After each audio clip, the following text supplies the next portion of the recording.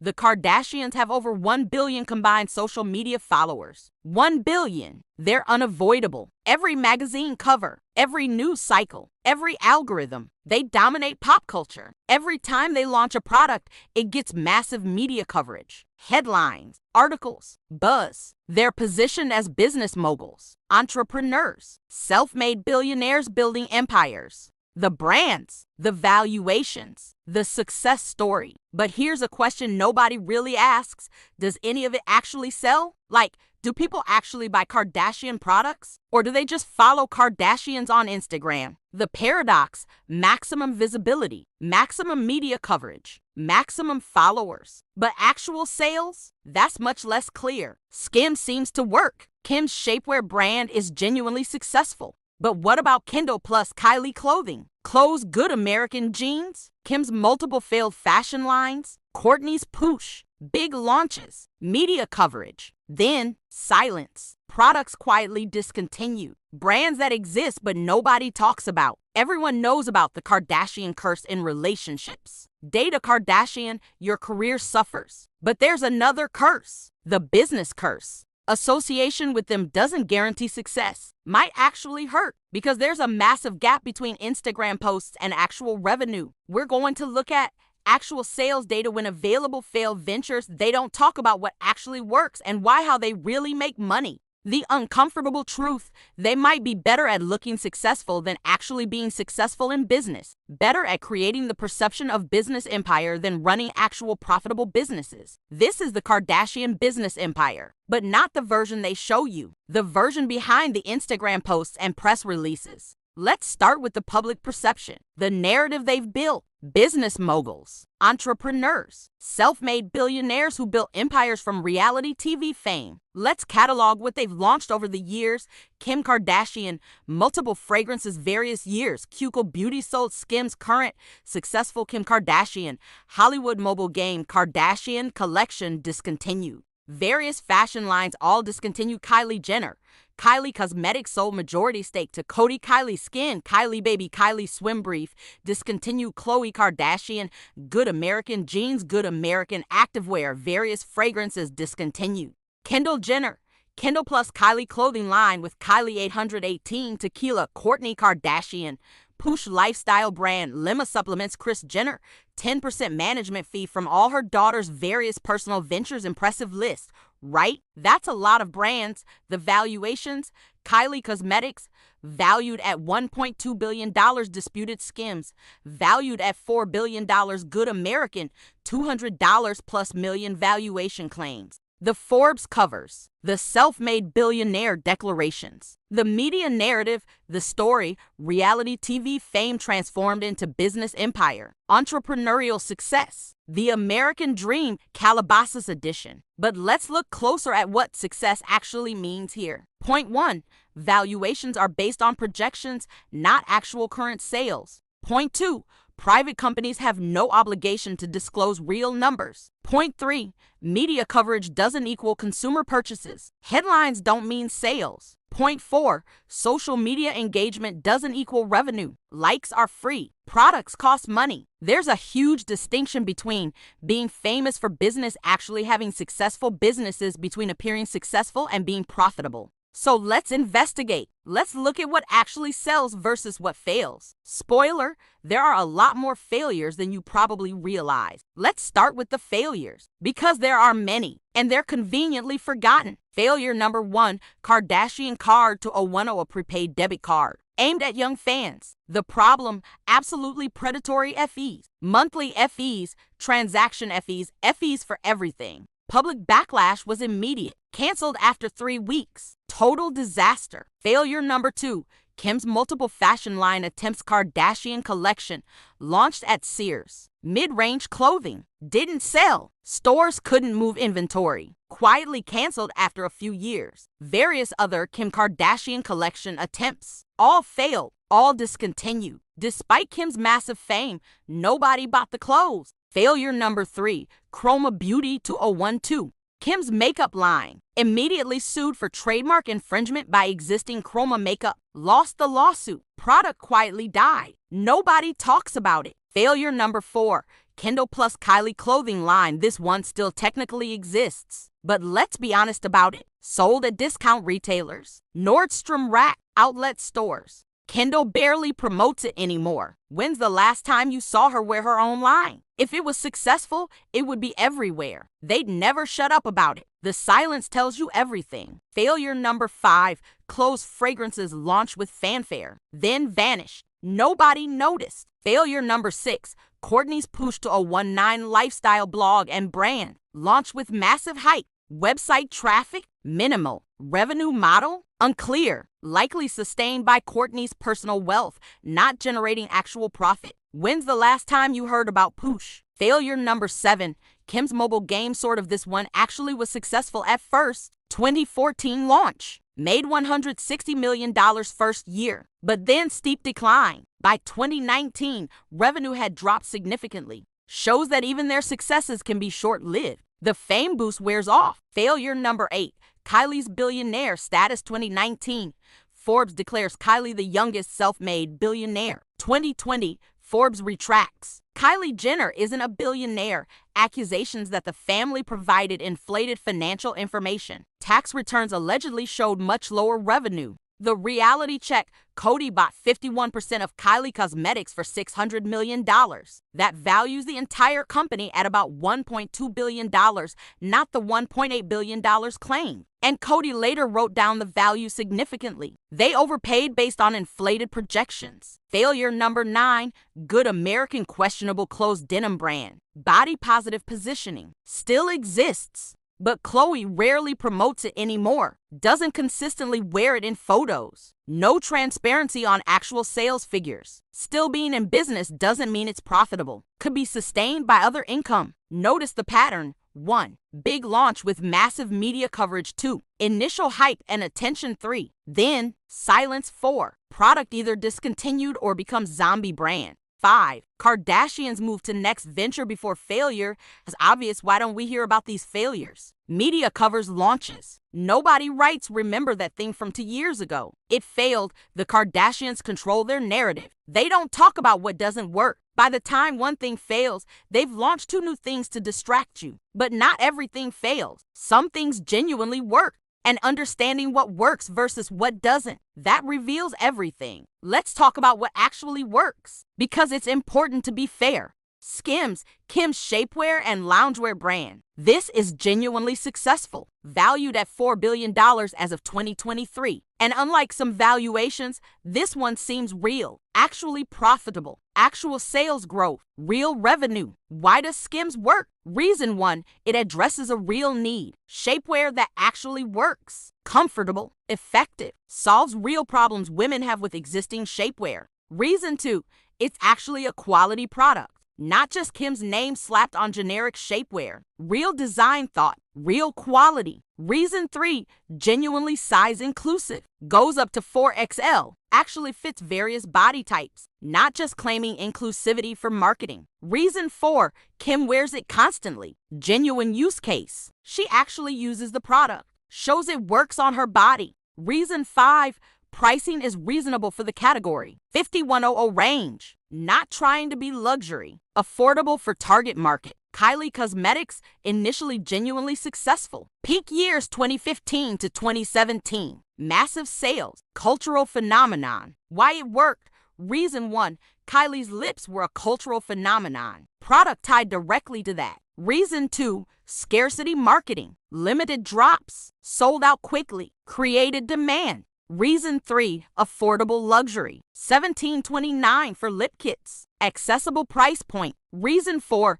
direct to consumer. Cut out middlemen. Higher margins. But then it declined. Why? Problem 1, quality issues emerged. Complaints about formulas, packaging. Problem 2, competition exploded. Everyone launched makeup lines. Problem 3, novelty wore off. Kylie's lips weren't the story anymore. Problem 4, Kylie's personal engagement with the brand decreased. Less authentic. Kim Kardashian, Hollywood game, big success before decline. $160 million first year. Impressive. Why it worked? Reason 1, celebrity mobile games were novel in 2014. Reason 2, actually engaging gameplay, not just Kim's name. Reason 3, free to play with microtransactions, smart monetization. But like Kylie Cosmetics eventually faded as novelty wore off and competition increased. The pattern across successes: 1. Product has to actually be good, not just a famous name. 2. Has to solve real problem or fill real need, not just aspirational. 3. Pricing has to match value, can't just trade on name. 4. The Kardashian has to genuinely use or promote it consistently, authentically. 5. Can't be purely aspirational, has to be accessible. The crucial distinction being an influencer versus running a business. Influencer gets paid to promote other brands' products. That's marketing work. Business operator creates, manufactures, distributes, manages own successful brand. That's operational work. The Kardashians are incredible influencers, world-class at getting attention and promoting things, but mediocre business operators when it comes to creating and running sustainable brands. The truth about those impressive valuations are projections of future potential, not current revenue. Private companies can claim whatever they want, no requirement to prove it. Investment rounds set valuations based on tiny equity slices. Those may not reflect true value. Case study: Cody's massive write-down of Kylie Cosmetics revealed the gap between claimed value and reality. What they're actually good at: creating media moments, getting attention, influencing consumer behavior toward other brands, building personal brands. What they're not necessarily good at: running sustainable, profitable businesses, long-term product development and quality control, operational management, building brands that last beyond initial hype. So if the products don't all sell, how are they actually making their money?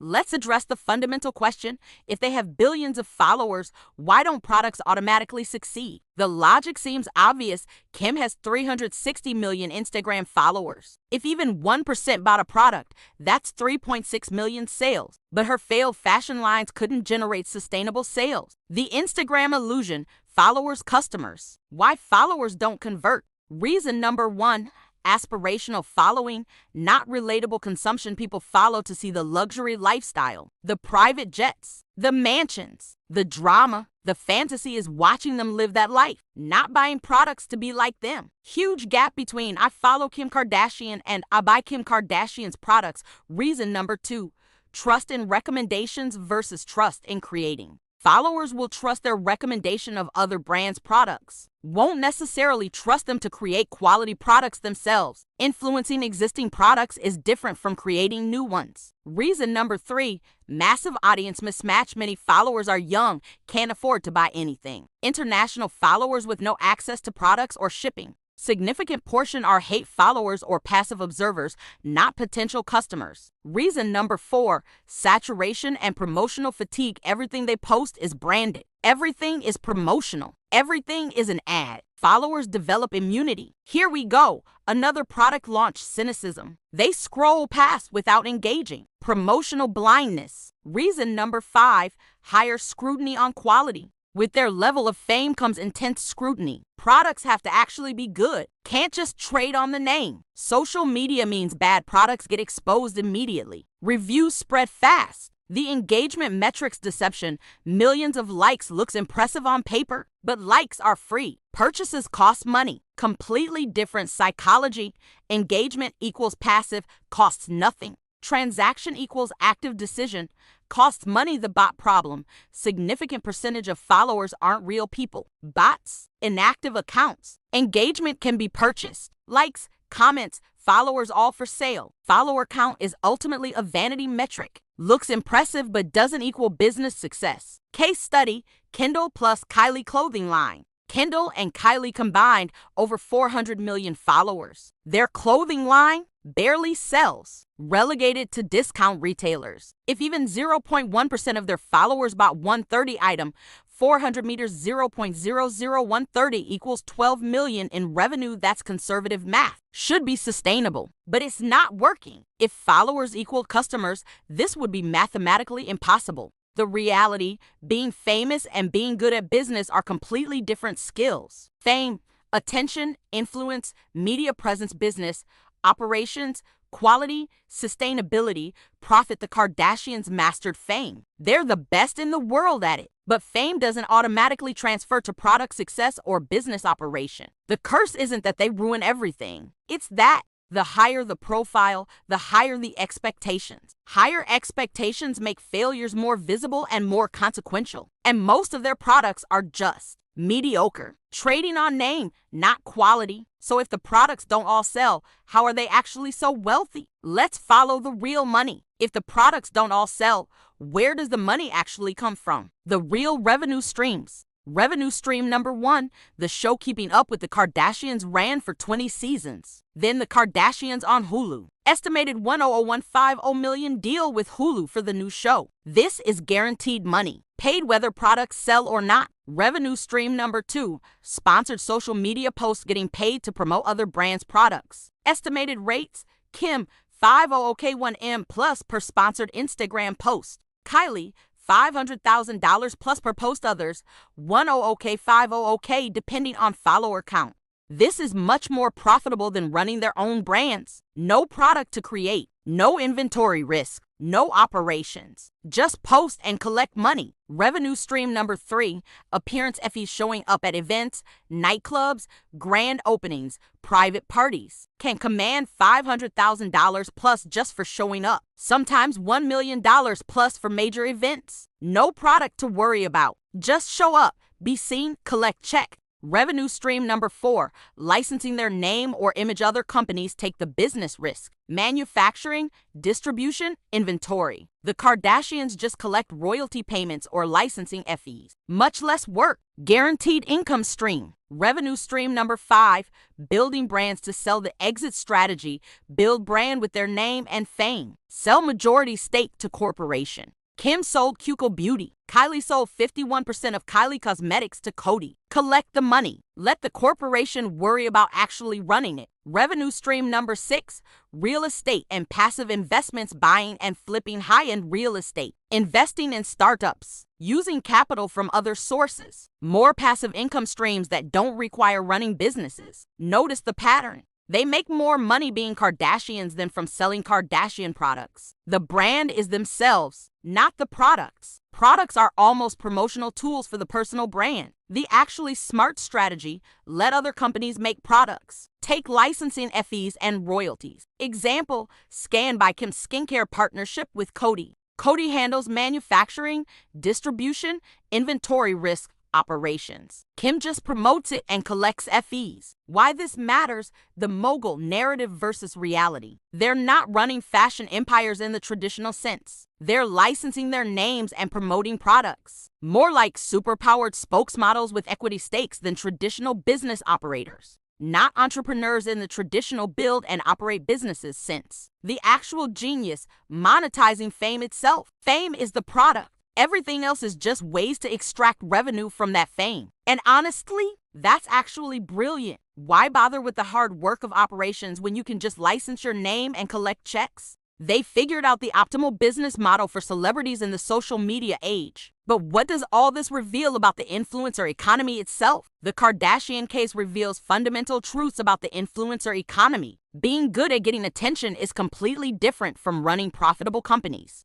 Social media metrics are vanity metrics, not business metrics. Follower counts don't predict product success at all. Lesson number 2, the best businesses solve real problems. SKIMS works because it's actually good shapewear that solves real problems. Failed products were just slapping famous names on mediocre items. Quality and utility matter more than fame. Lesson number 3, licensing operating. It's actually smarter to let other companies run the business. Take royalties. Avoid operational headaches, inventory risk, quality control issues. This is actually intelligent strategy, not laziness. Lesson number 4, perception is more valuable than reality. Looking successful is more important than being successful in traditional metrics. The narrative of business empire generates more opportunities than actual empire would. The perception of success literally pays better than actual operational success. Lesson number 5, personal brand, product brand. Their value is themselves. The Kardashian brand, not individual products. Products come and go. Most fail, but the Kardashian brand persists. That's where the real sustainable value is.